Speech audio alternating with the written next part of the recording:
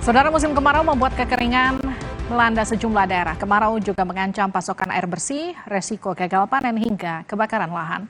Kalau kita lihat dampak kekeringan panjang akibat El Nino ini memicu penyusutan tinggi muka air pada sejumlah bendungan di aliran Sungai Citarum hingga 14 September kemarin. Air di Bendungan Saguling menyusut 10,2 meter dari batas maksimum tinggi muka air 643 meter di atas permukaan laut. Penyusutan tinggi muka air juga terjadi di Bendungan Cirata sebesar 7,31 meter dari batas maksimum tinggi muka air 220 meter di atas permukaan laut. Sementara Bendungan IR Haji Juanda tinggi muka airnya menyusut 11,72 meter dari batas tinggi muka air 107 meter di atas permukaan laut. Kementerian Pertanian mencatat dampak kemarau dan banjir menimbulkan potensi gagal panen seluas lebih dari 2.000 hektar lahan padi di 2023. Data Kementerian Lingkungan Hidup dan Kehutanan juga mencatat kemarau panjang juga mengakibatkan kebakaran lahan seluas lebih dari 260.000 hektar hingga September. Bagaimana langkah pemerintah mengantisipasi kekeringan dampak El Nino yang berimbas pada potensi krisis air, ancaman gagal panen hingga kebakaran lahan? Kita akan bahas usai tayangan ini.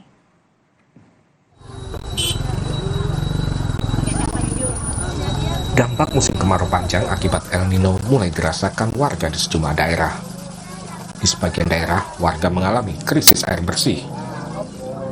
Di daerah Kalideres, Jakarta Barat, akibat air pump tidak keluar, warga harus mengantre untuk mendapatkan bantuan air bersih. Menurut warga, air pump Jaya tidak mengalir karena ada perbaikan pipa dan kekurangan pasokan air baku akibat musim kemarau. Kalau dulu 2 bulan yang lalu mungkin keluar air pump itu malam masih keluar, kita sedot dengan sanyo, tapi sekarang ini 2 minggu yang lalu ini hampir 11 RT tidak keluar. Ya, kenapa air pump Jaya tidak keluar seperti itu, dan alhamdulillah kami mendapat jawaban dari Pam Jaya bahwasanya ada perbaikan saluran pipa Pam Jaya di hutan kota dan subsidi air bakunya yang kurang karena musim kemarau. Kemarau panjang juga berdampak pada sektor pertanian. Di wilayah Kabupaten Pinerang, Sulawesi Selatan, ribuan hektar sawah mengalami kekeringan. Akibatnya, produksi padi di daerah yang dikenal sebagai lumbung padi Sulawesi ini diperkirakan menurun. Tidak, Pak. Kalau penjual gabah tidak ada kesulitan, cuma gabahnya tidak ada.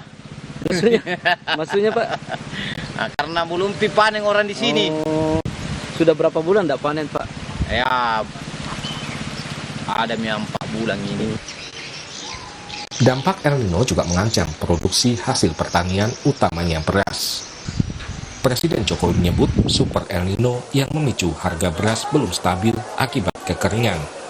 Namun Jokowi memastikan stok beras aman menghadapi El Nino. Sekali lagi harga kayak bawang merah turun, bawang putih juga turun. Hanya satu memang masih beras.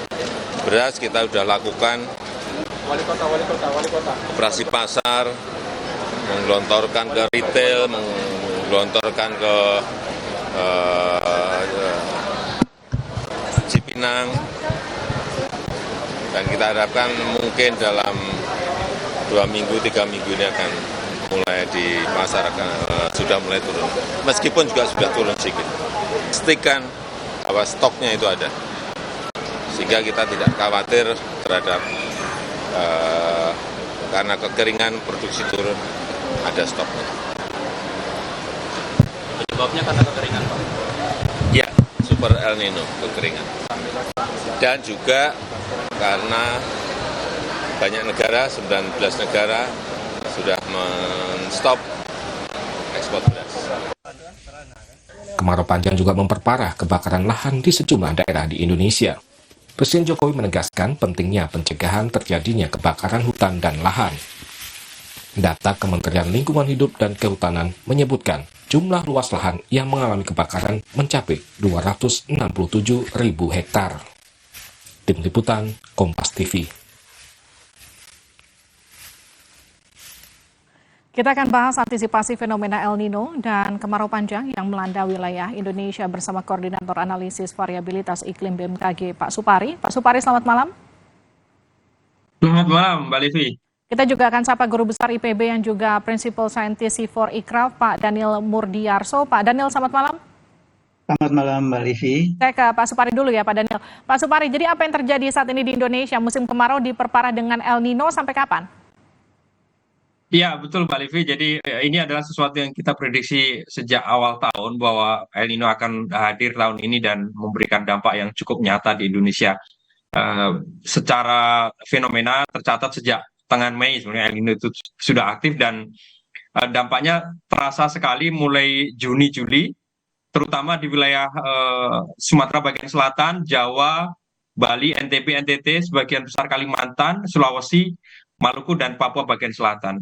BMKG mencatat per awal September itu daerah-daerah sepanjang Pulau Jawa, Bali, NTB, NTT, sebagian Kalimantan Selatan tidak mengalami hujan sama sekali lebih dari 60 hari. Jadi BMKG memonitor menggunakan sekitar lebih dari 4.000 titik pengamatan hujan dan itu mencatat lebih dari 2 bulan sebagian besar Jawa, Bali, NTB, NTT, Kalimantan bagian selatan, sebagian Sulawesi Selatan itu tidak menerima hujan sama sekali. Daerah mana yang paling parah, Pak?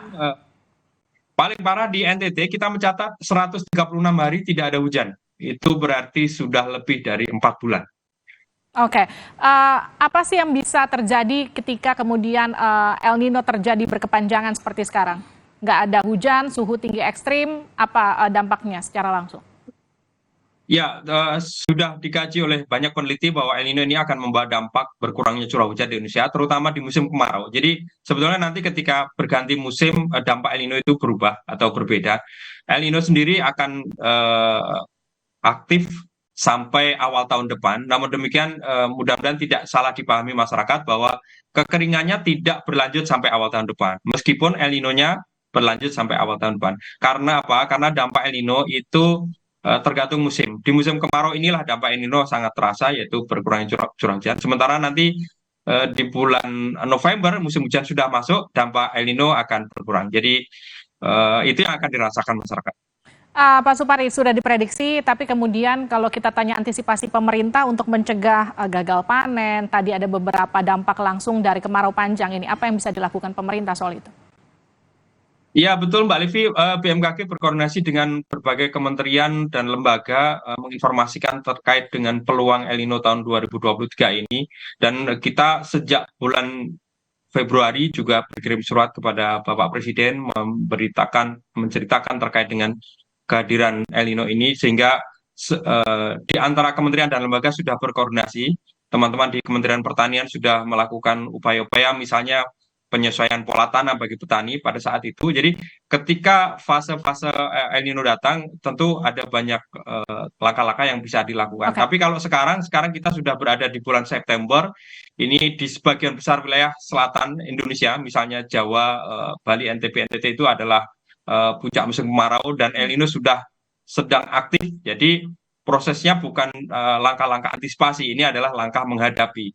Hingga tadi misalnya terlihat di berita bahwa masyarakat mengalami kekurangan air, itu yang bisa dilakukan sekarang mungkin dropping bantuan. Karena sekarang waktu itu kita sudah mengambil langkah-langkah informasi agar pemerintah bersiap untuk melakukan manajemen air, sumber-sumber air, menggunakan infrastruktur waduk, bendungan gitu. Tapi sekarang tadi juga diberitakan bahwa bendungan sudah menyusut jauh, maka yang bisa dilakukan adalah dropping bantuan air bersih terhadap masyarakat. Oke, Pak Daniel, dropping bantuan air bersih sekarang dilakukan, kemarin penyesuaian masa tanam, tapi kalau kita lihat kan pemerintah juga sebelumnya sudah bangun banyak waduk. Ini bisa mengantisipasi dan juga menanggulangi dari El Nino ini, dampaknya cukup dilakukan pemerintah, Pak Daniel, menurut Anda? Sebentar ya, saya kembali dulu ke soal proses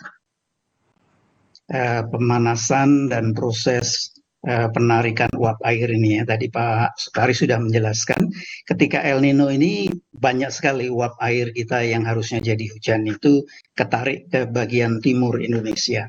Tetapi sesungguhnya antara April sampai dengan Oktober itu secara klasik ya, kita itu memang mengalami monsun kering yang menyebabkan musim kemarau itu antara April Oktober.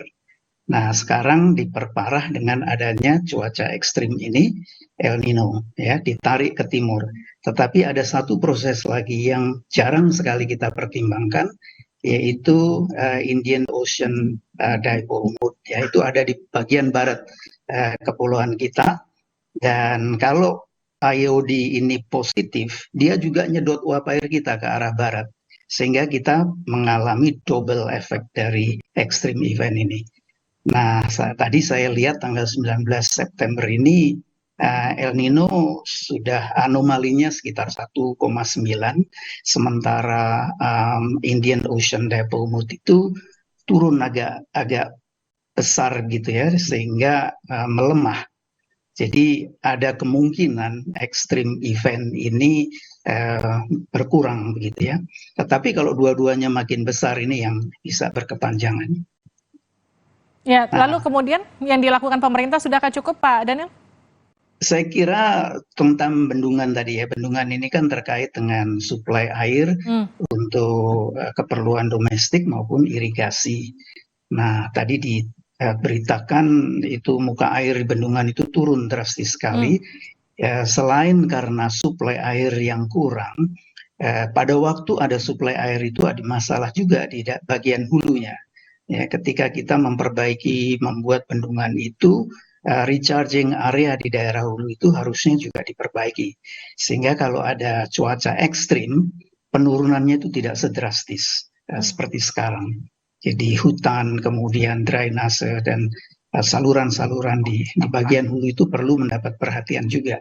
Sehingga dengan hujan yang berkurang, dampak dari suplai air yang ada di bendungan itu tidak separah kalau kondisi catchment area, daerah tangkapan hujannya itu tidak rusak. Ya, ini kan sudah September akhir, menuju akhir. Kalau kita bicara ancaman krisis pangan, seberapa besar ini kemudian masih akan terus terjadi? Ya, pangan kan sebetulnya tidak serta-merta menyesuaikan ya. Dia perlu pertumbuhan sejak dia disemaikan dan sebagainya. Zaman dulu kita mengenal yang namanya palawija, ditanam di musim-musim seperti ini. Ya, sekarang ada program namanya pajale, padi jagung kedelai, itu juga seharusnya diintrodusir lagi sehingga ketergantungannya pada air itu tidak terlalu besar. Jadi kalau kita berharap padi terus yang irrigated gitu, ya memang agak berat kondisi itu. Ya, saya ke Pak Supri lagi. Pak Supri, kalau sekarang sudah berada di penghujung September, artinya para petani bisa bertahan sampai kapan dari hitung-hitungan pemerintah menghadapi kemarau panjang ini? Ya, Mbak Livi, prediksi curah hujan BMKG menyatakan bahwa bulan Oktober nanti kita masih sangat rendah ya curah hujan, terutama di wilayah selatan. Terutama yang saya sebutkan tadi, Jawa, Bali, NTB, NTT, itu curah hujan masih sangat rendah, sehingga memang masih terdapat kebutuhan air yang besar yang harus ditutupi tanpa mengandalkan curah hujan, sehingga ini mungkin perlu menjadi perhatian masyarakat dan juga pemerintah. Kemudian di bulan November sebagian besar wilayah akan mulai masuk musim hujan, sehingga tentu saja itu akan mencukupi kebutuhan air di persawahan. Jadi mungkin yang perlu dilakukan oleh masyarakat adalah menyiapkan atau mempersiapkan kondisi karena bulan Oktober yang masih rendah curah hujannya itu. Oke, terima kasih Pak Supri, terima kasih Pak Daniel sudah bergabung bersama kami di Sapa Indonesia Malam. Selamat malam. Usai jeda di Sapa Indonesia Malam, pemerintah berjanji akan menghormati warga Rempang di tengah rencana pembangunan proyek Eco City. Lebih lengkap usai jeda.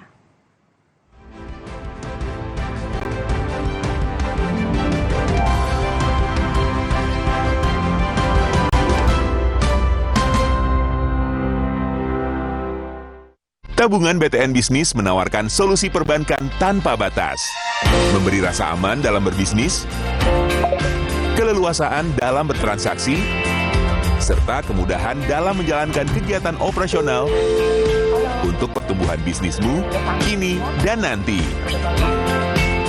BTN Bisnis, dukungan lengkap untuk bisnis tumbuh besar. Untuk bisnis tanpa batas, buka